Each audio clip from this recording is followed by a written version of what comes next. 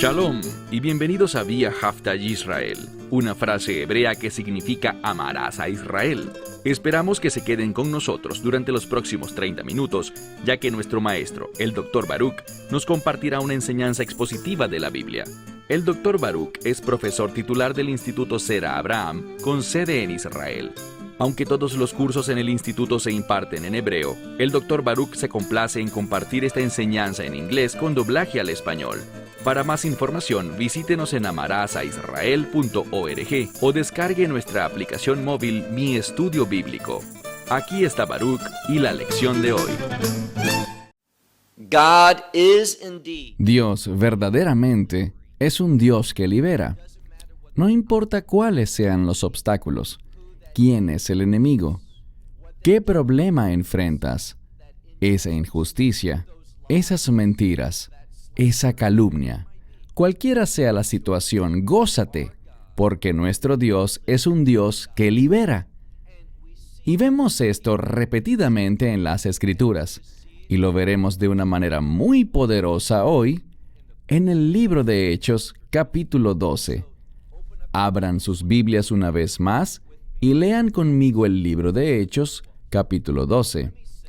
Quiero confesarles que este es uno de mis capítulos favoritos, ciertamente del libro de los Hechos y probablemente de todo el Nuevo Testamento, porque es un capítulo que nos anima y también reprende, de una manera muy severa, reprende a los creyentes por no creer, por orar, pero no esperar. Así que hagamos una pausa un momento para tomar una decisión.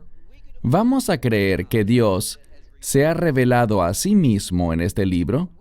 ¿Tendremos las expectativas que Dios quiere que tengamos, sabiendo que no hay nada demasiado grande o demasiado fuerte que Dios no pueda vencer, que Él no pueda echar a un lado, que Él no pueda derrotar y en última instancia destruir? Vamos a ver esto de una manera muy clara hoy. Vayan conmigo al libro de Hechos, capítulo 12. Leemos aquí.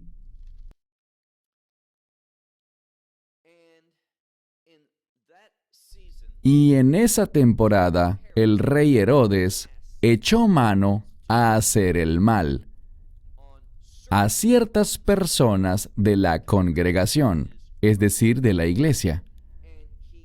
Y él mató a Jacobo, el hermano de Juan, con una espada. Bien, hemos visto en este libro de los Hechos que existe una gran persecución contra los creyentes. Fue así durante la primera venida del Mesías e inmediatamente después de su ascensión, por un período de tiempo, y sucederá nuevamente cuando Él vuelva, y durante el tiempo antes de su regreso, una fuerte persecución contra los creyentes. En este momento vemos que el rey Herodes gobernaba, y noten lo que hizo. Él puso sus manos, echó sus manos para hacerle el mal. Esta palabra nos muestra que lo que pasó no era la voluntad de Dios, pero una vez más, ¿lo podrá usar? Claro que sí. ¿Acaso el mal interrumpe los planes de Dios? No lo hace. Con frecuencia simplemente los retarda desde nuestro punto de vista, pero Dios cumplirá sus propósitos en el debido tiempo. Veremos que existe un elemento de precisión en el tiempo durante todo este capítulo 12. El rey Herodes entonces echó sus manos, sobre algunos de la congregación. ¿Y qué hizo? Mató a Jacobo, uno de los líderes, Jacob o Santiago. Lo mató a él que era hermano de Juan, con una espada. Pasemos al verso 3. Y viendo que había agradado, y con la siguiente palabra debemos tener mucho cuidado. La palabra de Dios dice que lo que hizo agradó a alguien, a un grupo, y la manera correcta de entenderlo y traducirlo es a los judaítas. Si tu Biblia dice el pueblo judío, debes entender que es una traducción muy mal hecha. Estamos hablando de Jacob y Johanán, dos hombres judíos, y sabemos que en su mayoría El pueblo que hacía parte de la iglesia primitiva, la vasta mayoría de ese grupo, era gente judía. De hecho, casi podríamos aseverar que en Jerusalén todos eran judíos, y repasaremos este punto cuando lleguemos al capítulo 15. Sabemos que muchos están llegando a la fe, eso es verdad, de los gentiles. Lo vimos en el capítulo anterior, el capítulo 11, lo vimos en el capítulo que le antecede, el capítulo 10. Así que no hay duda de que los gentiles están llegando a la fe, pero en Jerusalén, la vasta mayoría, si no todos los creyentes, eran judíos. ¿Crees que a ellos les agradaría la muerte de Jacob? Obviamente no. Necesitamos recordar, tal como en el libro de Juan, que este término que con frecuencia traducen como los judíos, significa realmente los judaítas, no significa el pueblo judío en general. No significa simplemente los hijos de Jacob. En cambio, se trata de un término que habla de aquellos que fundamentalmente vivían en Judea y personas que, aquí está la clave, seguían las tradiciones de los ancianos. Ese es el punto importante. Seguían las tradiciones orales y eran estas tradiciones orales las que producían dos cosas, como hablábamos la semana pasada. Causaba que ellos violaran la ley de Moisés, porque todo el que obedece precisa y correctamente lo que dicen las tradiciones orales, serán incorrectos y no serán obedientes a las leyes de Dios. Es decir, las tradiciones orales y la ley de Moisés están en desacuerdo la una con la otra. ¿En cada aspecto? No, obviamente no. Pero cuando las miramos como un todo, ellas guían a la gente en una dirección diferente, que se oponen y van en contra una de la otra. Este término debería ser traducido como los judaítas, en referencia a todos los que siguen las tradiciones de los ancianos. Y él continuó o siguió en este sentido, aprendiendo también a Pedro. Pedro es capturado, es arrestado justo aquí, y noten algo. Cuando vemos el final del verso 3, tenemos una clave hermenéutica muy importante, porque dice aquí que eran los días de los panes sin levadura. Esta construcción no significa en contexto, y lo puedes verificar, que era durante el tiempo de los panes sin levadura, los 7 días del festival de Matzah o de los panes sin levadura.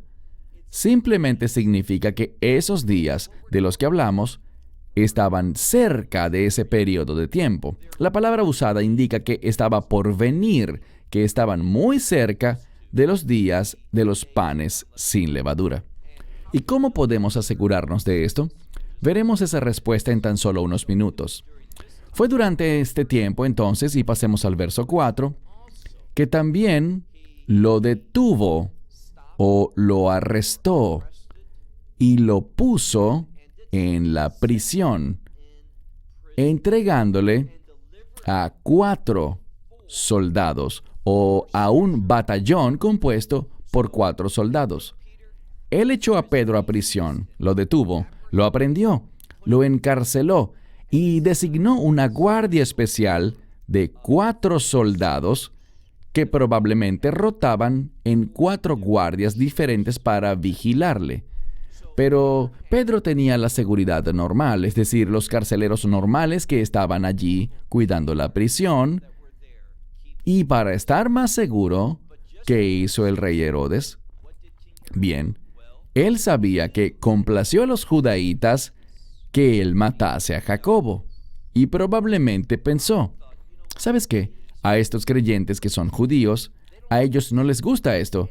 Y ellos vieron que yo maté a Jacobo o Santiago, y por lo tanto, ellos quizás quieran hacer algo para intentar salvarlo.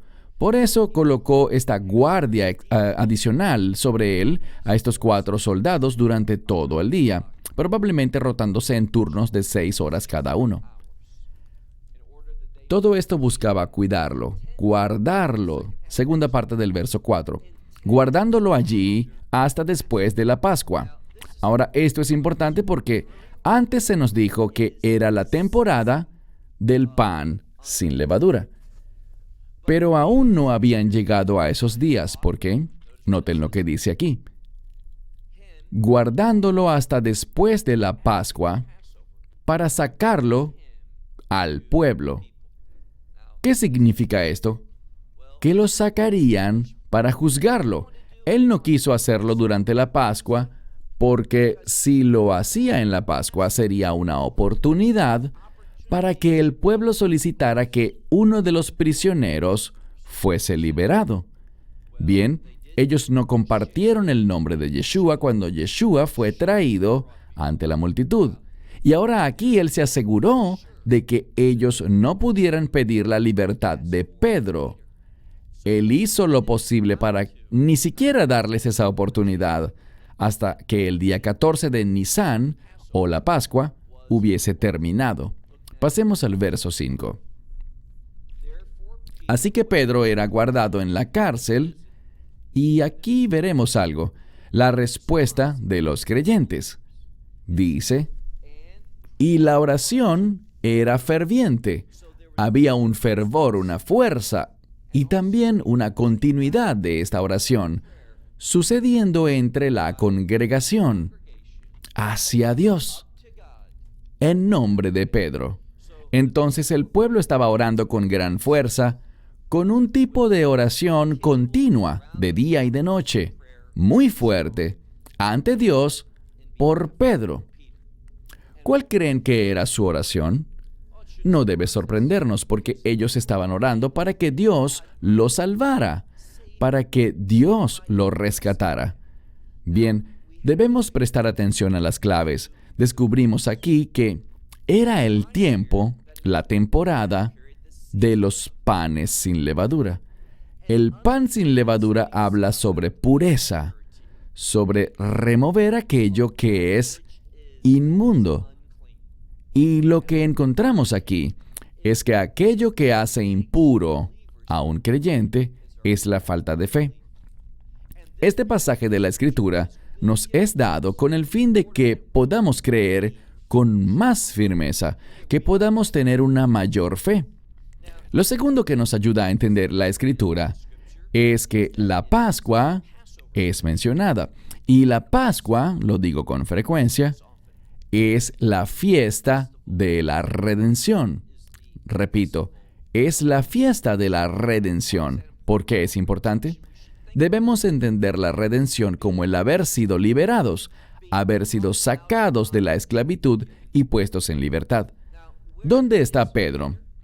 Está en prisión, está en cadenas, y lo veremos de manera contundente en unos minutos. ¿Qué podemos anticipar? Bien, es la temporada de la redención. Es el tiempo en el que la gente es despojada de sus cadenas. ¿Y qué está haciendo el pueblo? Está orando. ¿Por qué razón? Para que Dios se mueva y que esto se vuelva una realidad para Pedro. Mira de nuevo. Pasemos al verso 6. Y cuando Herodes estaba a punto de sacarlo a él, es decir, de sacar a Pedro ante el pueblo, esa es la implicación, ¿qué ocurre? Fue allí mismo, esa misma noche, cuando Pedro dormía entre dos soldados, habiendo sido atado. Esta es la implicación. Descubrimos que él no quería sacar a Pedro ante el pueblo durante la Pascua. Él no quería que la gente gritara, de acuerdo con la tradición, para que el líder o el gobierno de Jerusalén dejara a un preso libre el día de la Pascua. Entonces fue al día siguiente o la noche después de la Pascua, de eso estamos hablando. En ese momento es cuando sacan a Pedro, el día después de la Pascua, y ya es de noche. Noten lo que ocurre, el texto lo enfatiza.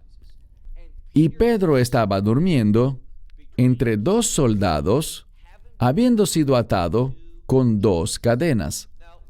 ¿Qué se repite aquí? El número 2. Y el 2 comunica con frecuencia en las Escrituras dos opiniones diferentes. Y es lo que vemos aquí. Vemos que Herodes tenía una opinión y Dios tenía una diferente.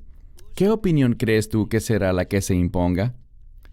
Lo segundo que quiero que veas aquí es que se enfatiza que Pedro estaba durmiendo. Y vamos a ver que él dormía muy plácidamente esa noche.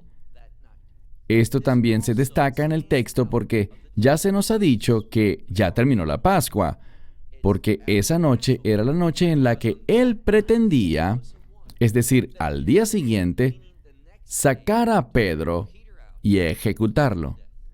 ¿Quién crees que sabía eso? Bien, estoy seguro que los guardias lo sabían.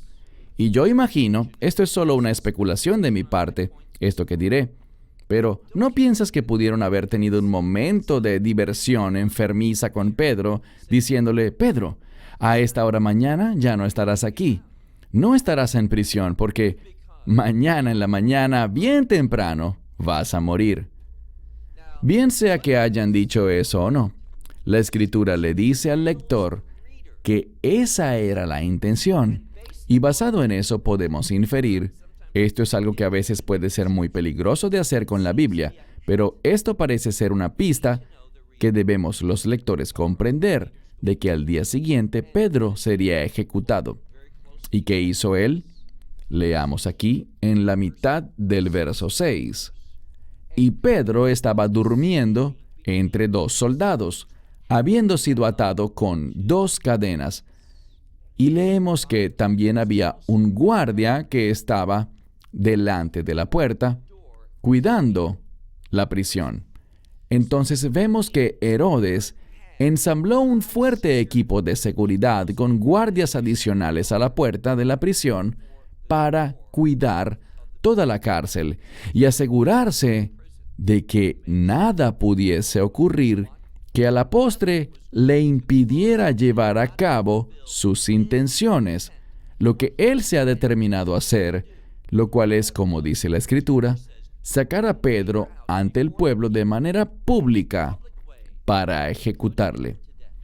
Él quería que Pedro tuviera una muerte pública, porque él pensaba que eso agradaría al pueblo.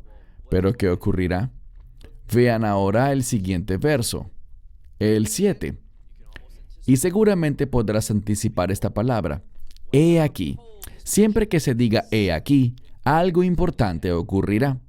Y he aquí un ángel del Señor. Aquí no leemos el artículo definitivo él. Aquí no dice el ángel del Señor, sino simplemente un ángel del Señor apareció. Y una luz resplandeció en la celda.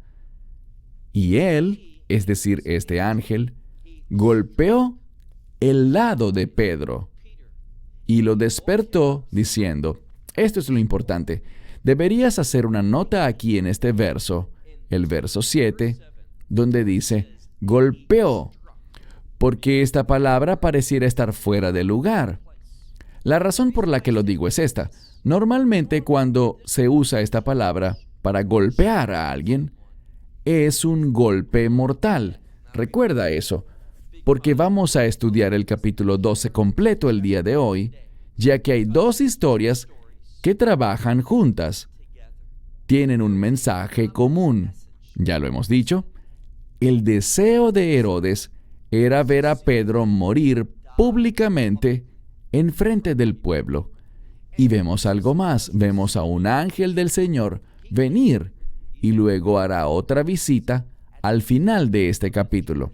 ¿Y qué hizo con Pedro? Él lo golpeó en un lado. ¿Y qué pasará cuando regrese? Él golpeará a otra persona, pero los resultados serán muy diferentes. Esta palabra es usada aquí por un par de razones diferentes, una de las cuales es mostrar cuán profundamente Pedro dormía. Tanto que el ángel no dijo, Pedro, despierta, ni tampoco movió sutilmente su rostro. Él tuvo que golpearlo, y esta es una palabra fuerte que se enfatiza en el texto. Él lo golpeó, y noten lo que ocurre. Descubrimos que él dijo, levántate rápidamente, o levántate y apresúrate.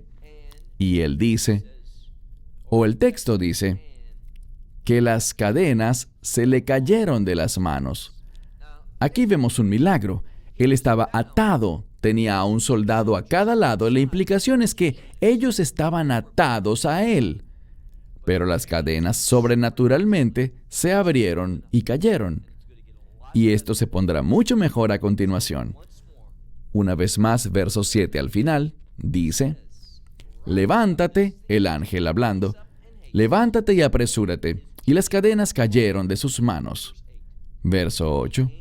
Y el ángel le dijo: cíñete, vístete, que es un término que significa prepárate para servir.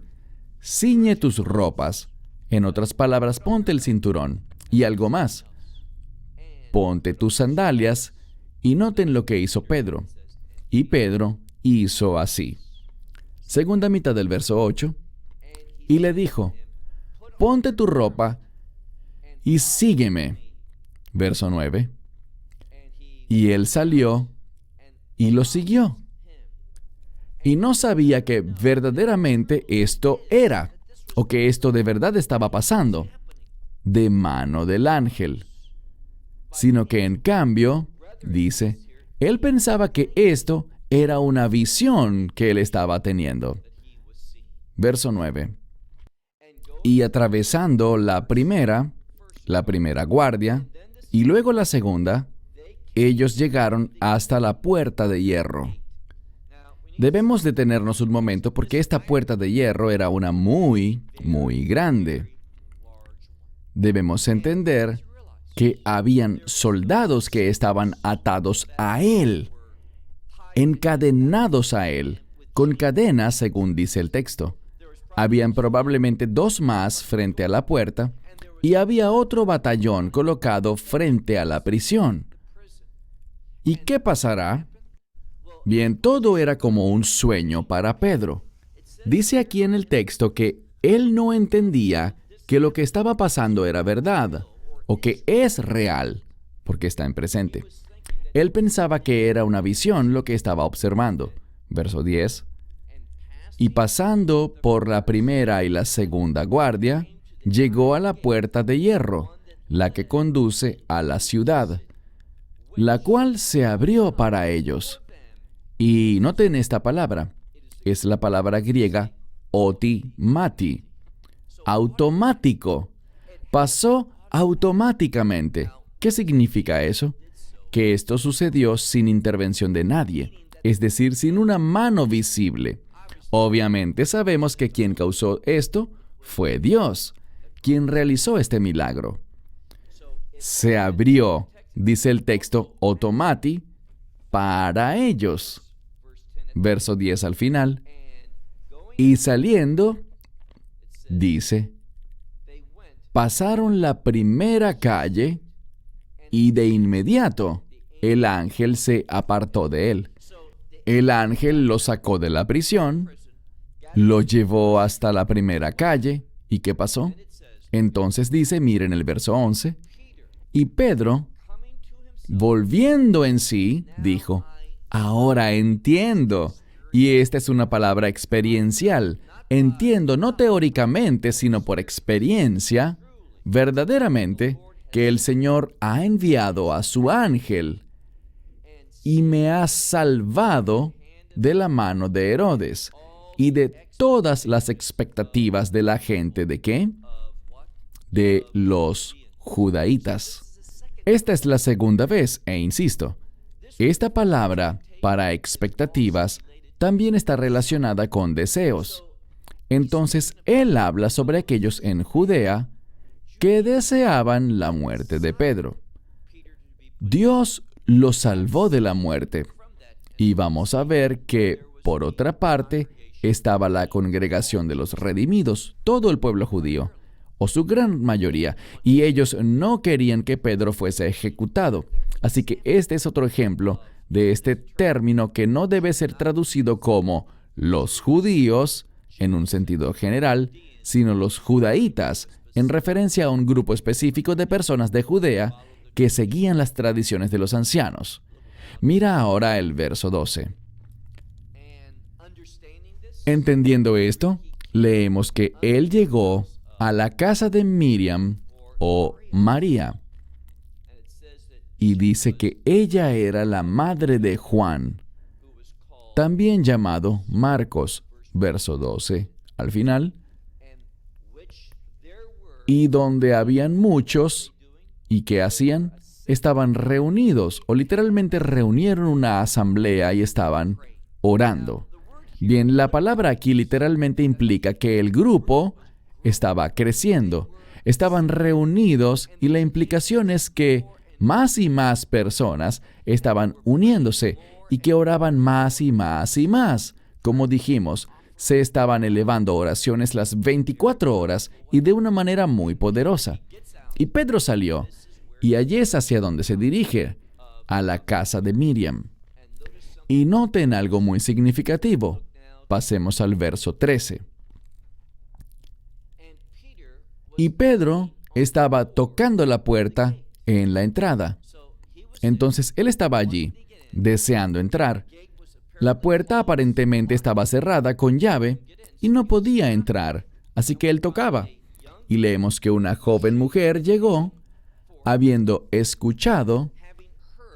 Es una palabra que significa obedecer o hacer algo basado en lo que has oído. Y su nombre era Roda. Entonces esta jovencita, posiblemente una sirviente, estaba allí, escuchó la puerta, obedeció lo que oyó y respondió a eso, acudiendo a la puerta. Insisto, esta es una puerta que conduce a un patio. Si has estado en Israel en la actualidad, puedes ver una gran piedra que pareciera como un muro simplemente con una puerta en él. Pero al entrar, pasas a un patio y debes atravesar el patio con el fin de llegar a la residencia. Entonces, esto es exactamente de lo que hablamos y noten lo que ocurre. Leemos verso 14.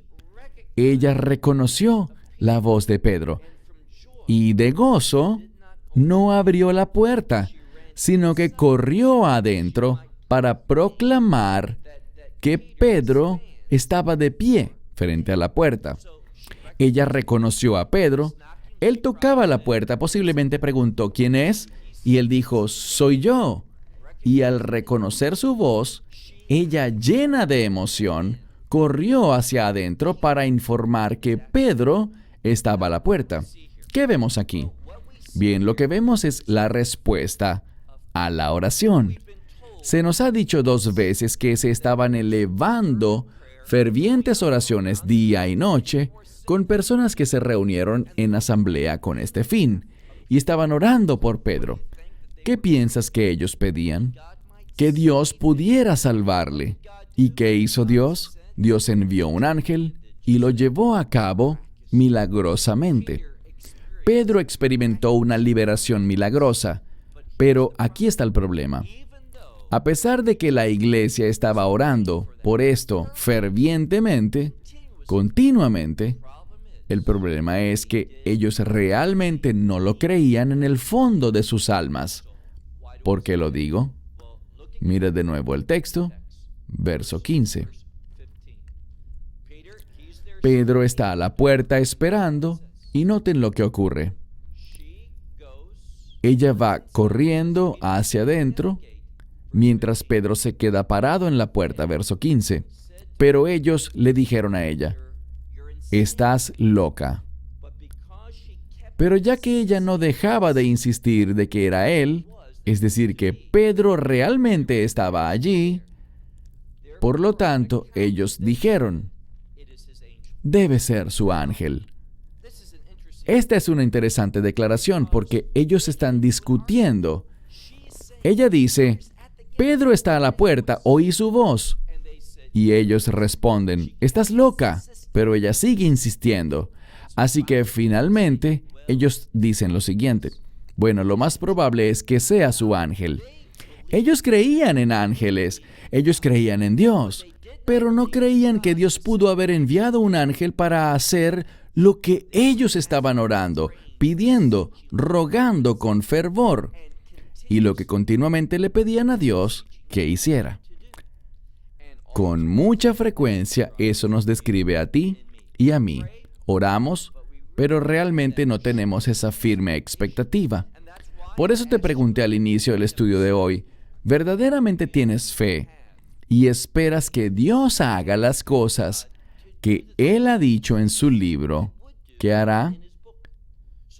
¿Qué pasa entonces? Leamos ahora por favor el verso 16. Y Pedro estaba continuamente golpeando la puerta. Pero lo que la Escritura relata, y es algo bastante gracioso, lo que la Biblia nos dice aquí es lo siguiente.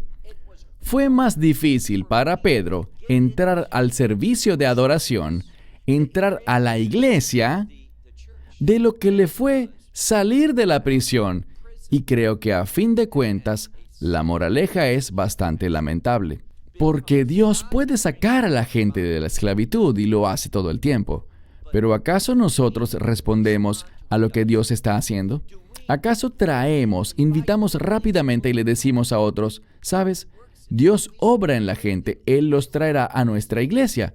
Si nosotros creemos y oramos y estamos dispuestos a aceptarles como enviados por Dios. Mira de nuevo el texto de la Escritura en el verso 16. Y Pedro seguía tocando la puerta y abriendo, o después de que abrieron, lo vieron, y esta es otra palabra triste, y se espantaron. Entonces, cuando Dios responde a sus peticiones, a lo que estaban orando, queremos que Dios libere a Pedro. Él lo hizo. Él cumplió sus deseos. ¿Y qué pasó? Ellos se espantaron. Esa actitud no era la que debían mostrar. No deberíamos espantarnos. Deberíamos estar agradecidos. Deberíamos esperar con confianza que Dios responderá a aquellas cosas por las que oramos. Verso 17.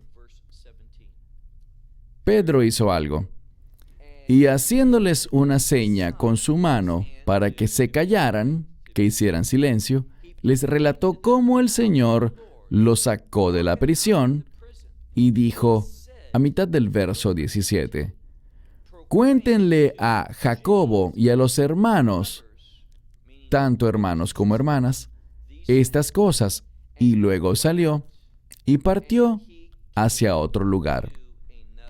Verso 18. Y aconteció que en aquellos días se produjo un alboroto para nada pequeño. Así que en ese momento, ¿qué estaba pasando? Esta frase, aconteció en aquel tiempo, es muy similar a la frase que dio inicio a este pasaje, que comienza con el rey Herodes. Y hacia allá vamos de nuevo. Este pasaje comienza con él y también concluirá con el rey Herodes. Él era aquel que estaba actuando con el fin de complacer a la gente. ¿A qué gente? ¿Al pueblo judío? No, a los judaítas, a ese subgrupo de judíos que vivían en Judea y que no creían en las Escrituras como fundamento de sus prácticas religiosas, sino que seguían las tradiciones de los ancianos. Fue en ese tiempo que un alboroto, y esto es enfático, que un alboroto para nada pequeño se levantó entre los soldados con respecto a lo que había ocurrido con Pedro. Y leemos aquí que Herodes le estaba buscando y no le podía encontrar. Por lo tanto, interrogaron a los guardias y él ordenó que los mataran. Así que a estos individuos que eran leales a Herodes, ¿qué les pasó? Fueron ejecutados. ¿Por qué? Bien, ellos hicieron lo que se supone que debían hacer, pero el ángel los venció. El poder de Dios le dio la libertad a Pedro. Y aquí hay algo para ti. Si alguien te dice, ¿sabes? Yo era solo un soldado solo obedece órdenes. Bien, si un superior te ordena algo que va en contra de la voluntad de Dios, los mandamientos de Dios y su palabra, no lo hagas. Esa terrible excusa de, lo hice porque solo cumplía órdenes, Bueno, ¿qué dice Dios al respecto? Dios permitió que Herodes matara a estos guardias porque fueron desobedientes a la verdad de las Escrituras. No siguieron el mover de Dios ni se sometieron a su voluntad. Así que el rey Herodes entonces ordena que los ejecuten. ¿Y qué pasó? Miren ahora el final del verso 19. Y descendiendo de Judea, este es el rey Herodes, descendiendo de Judea, entró a Cesarea. Esto es importante porque Cesarea es la capital del Imperio Romano en Israel. Era entonces el centro, la zona cero de la ocupación romana entre el pueblo judío. Y él va allí, y noten lo que dice el texto. Miren ahora el verso 20. Y Herodes, hubo un gran conflicto entre él y Tiro y Sidón. Bien, Tiro y Sidón son dos ciudades libanesas, probablemente las dos ciudades libanesas más importantes de ese tiempo. Y descubrimos aquí que a pesar de que había una gran disputa y que Herodes estaba enojado con ellos, noten lo que ocurre. Ellos llegaron a ponerse de acuerdo, es decir, lo solucionaron, resolvieron su problema. Y dice que esto trajo a un hombre llamado Blasto, quien estaba en el lugar podríamos decir, del camarero, es decir, la persona que cuidaba de las recámaras del rey. Entonces ahora él estaba allí, y la implicación es la siguiente, que él era alguien de confianza de los líderes de Tiro y de Sidón, que luego recibió esta posición y bien influenció al rey, o como una forma de mostrar que el rey Herodes confiaba en él. Una vez más, esta persona fue colocada en esta posición. Pero de cualquier modo, hubo un acuerdo luego de este fuerte conflicto entre Herodes y las ciudades de Tiro y de Sidón. Esto es importante porque, leamos el verso 20. Dice, ellos buscaban la paz a causa de que su región era nutrida, es decir, ellos obtenían el alimento y las provisiones de Judea, de Israel. Y por lo tanto, si había un problema, Herodes simplemente detendría el envío de comida y provisiones, porque él controlaba todo el comercio, él controlaba los caminos y lo que era permitido que fuera y pasara de Israel hacia el Líbano. Entonces, esto era importante y ellos estaban muy felices porque finalmente se estableció la paz. Verso 21. Y un día designado, Herodes dio un discurso público. Bien, detengámonos por un momento porque esto es muy importante. Vemos algo que salta en el texto. Cuando vemos aquí, lee de nuevo el verso 21, dice, pero un día designado, Herodes dio un discurso. ¿Por qué esto es importante? Un día designado. Esto es algo familiar. De hecho, escribí en mi Nuevo Testamento griego, escribí la palabra moed. ¿Por qué es importante? La palabra moed se refiere a un tiempo designado, una fiesta. Ya vimos la fiesta de los panes sin levadura. Vimos el día designado, el día de preparación para la fiesta del pan sin levadura conocido como la Pascua. Y ahora, lo que encontramos es que en el día designado de Herodes algo pasará. Verás, a Dios no le gustaba lo que Herodes hacía en sus días designados. Y ahora era el día designado de Herodes y Dios va a responder. Él no ha terminado.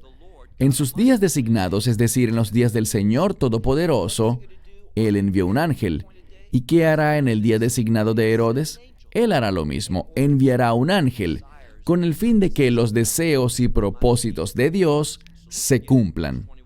Mira de nuevo el verso 21. Y en el día designado, Herodes, dice, iba a hacer algo. Él daría un discurso. Y noten lo que pasa. Encontramos que Herodes estaba envuelto en sus vestiduras reales, se sentó sobre el trono y empezó a dar, aquí está, a dar un discurso público a ellos. Entonces él sube a Cesarea y está por dar un discurso público allí, representando al Imperio Romano. Obviamente el pueblo de Tiro y de Sidón estaba presente. Ellos vinieron porque querían mostrar su aprecio por este acuerdo, que luego de un duro y difícil conflicto, finalmente Herodes ahora está con ellos. Así que llegaron a este lugar, verso 22, y el pueblo gritaba, y esta es la implicación, el rey Herodes hablaba y noten lo que el pueblo hacía. Ellos gritaban, voz de Dios y no de hombre. Ellos le dieron a Herodes esta gran alabanza, pero eso viene del foso del infierno. Ellos están diciendo, Herodes, tú eres como Dios. Tu voz para nosotros es la voz de Dios. ¿Y qué pasa? Bien, ya probablemente lo sepas. Mira el verso 23, dice, y de inmediato, un ángel del Señor, ese mismo ángel, hizo algo. ¿Qué hizo? Si ves aquí, es la misma palabra, idéntica a la que usó el ángel anteriormente en este capítulo. Y llamó tu atención para que lo busques. Busca lo que fue dicho anteriormente. Déjame encontrarlo aquí en el verso 7, donde dice, y él lo golpeó en el lado de Pedro, despertándolo. El ángel golpeó a Pedro, pero ese poderoso golpe, ¿qué provocó? Trajo la libertad a su vida, la oportunidad para servir a Dios. Y cuando este mismo ángel, mira el verso 23, el ángel del Señor lo golpeó, y leemos que eso fue el resultado de que él no le diera gracias y gloria a Dios. El hecho de que él no le diera gloria a Dios cuando el público proclamaba, voz de Dios y no de hombre, él debió haber dicho, un momento, deténganse allí. Yo no soy más que un hombre. Dios merece toda la alabanza, la gloria y el honor. Y debido a que él no hizo eso, inmediatamente este ángel fue enviado para golpearlo. Y este golpe causó algo. Produjo su muerte. Miren al final del verso 23. Y aconteció que los gusanos se lo comieron, y lo último que dice es que él expiró, dio su último aliento. Es un modismo para decir que murió. Verso 24. Dios está obrando en esta situación. Lo vemos moverse poderosamente para recompensar al fiel y castigar al malvado. Y eso es exactamente lo que Dios hará. Esta escritura busca prepararnos para el día del juicio, cuando estemos en medio de la persecución, porque cuando venga el día del juicio, habrá un tiempo de prueba, primero para los creyentes y luego para Israel. Más vale que nos preparemos para este tiempo. Debemos entender algo. Todas estas cosas ocurren, y la palabra clave es, en los días designados. Son días divinos, celestiales, días designados por el reino, llamados Moadé Hashem, las fiestas de Israel o las fiestas del Señor. Y también está lo que el hombre hace. Nosotros hacemos planes, pero Dios tiene la última palabra. Herodes tenía su día, y de la misma manera que Herodes quería que Pedro tuviera una muerte pública, ¿qué ocurrió? Aprende este principio. Con la medida con la que midas a otros, serás medido. Herodes dijo, Pedro tendrá una muerte pública. Dios dijo, está bien, tú tendrás una muerte pública, porque tú no estás interesado en darle la gloria a Dios. Tú no estás interesado en ser mi instrumento, y cuando no te interesa eso, ¿cuál será el resultado? La muerte, el juicio de Dios. Mira de nuevo, verso 24. Y la palabra del Señor se fortaleció, se engrandeció y también se multiplicó. Esta palabra para engrandecer puede significar masivo. Lo que significa es que algo se hace más y más fuerte. ¿Por qué está allí? Busca mostrar algo del pueblo. La palabra de Dios se hizo fuerte. ¿Dónde? Dentro de la gente. Cuando dice que se multiplicó, quiere decir que más y más personas aceptaron esa palabra de una manera poderosa. Así que debido al mover de Dios en la situación, una que estoy seguro que la gente pensaba al principio, oh, esto es horrible, es desastroso, es un ataque fuerte, sufriremos terribles pérdidas. No, Dios se mueve y le da a los creyentes un testimonio poderoso de su habilidad para liberar. Siempre debemos recordar eso. Servimos a un Dios que libera. No importa qué estrategias utilice el enemigo, como el rey Herodes, con sus batallones de soldados guardando la prisión, colocando ese grupo de 4 soldados junto a Pedro las 24 horas. Todas estas cosas no eran problema para Dios. Dios simplemente lo sacó de allí de una manera rápida y efectiva. Podemos ser vencedores por medio de las bendiciones y la unción y la provisión de Dios. Mira de nuevo el verso 24. Y la palabra del Señor se fortalecía y multiplicaba. Verso 25. Y Bernabé y Saulo. Hemos hablado de Pedro, pero ahora pasamos a algo acá. Ver el nombre de Bernabé de primero implica que él tenía una posición de liderazgo en este momento. Ya vimos cuando estudiamos el capítulo 9 que había una profecía sobre este Saulo de Tarso, el apóstol Pablo, que Dios lo usaría de una manera poderosa para hacer grandes cosas. Y así fue.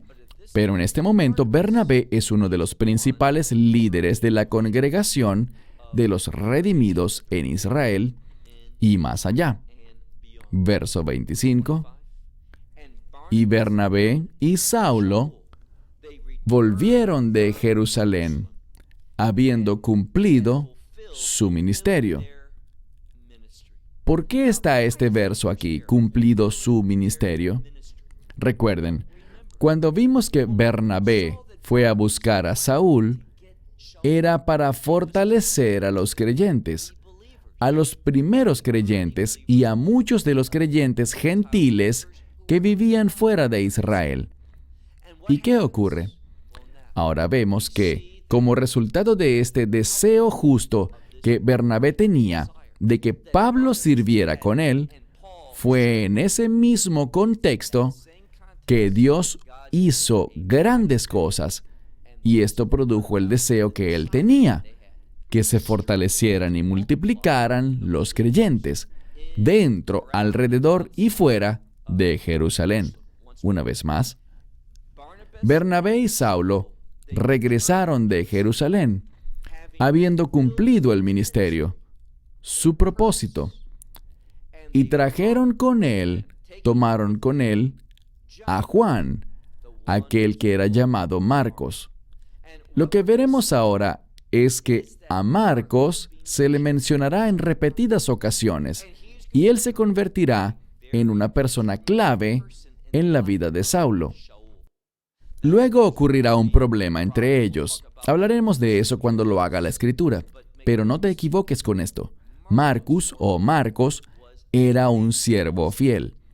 Él fue grandemente usado. Y Bernabé, este hombre lleno de ánimo, él animará a Pablo para que se apoye con Marcos, y después de esta diferencia, él lo animará una vez más, y eso nos muestra algo. Nos muestra que aun cuando fallamos, Dios puede restaurarnos. Él nos levanta de nuevo, nos limpia y nos restaura en su servicio. ¿Por qué?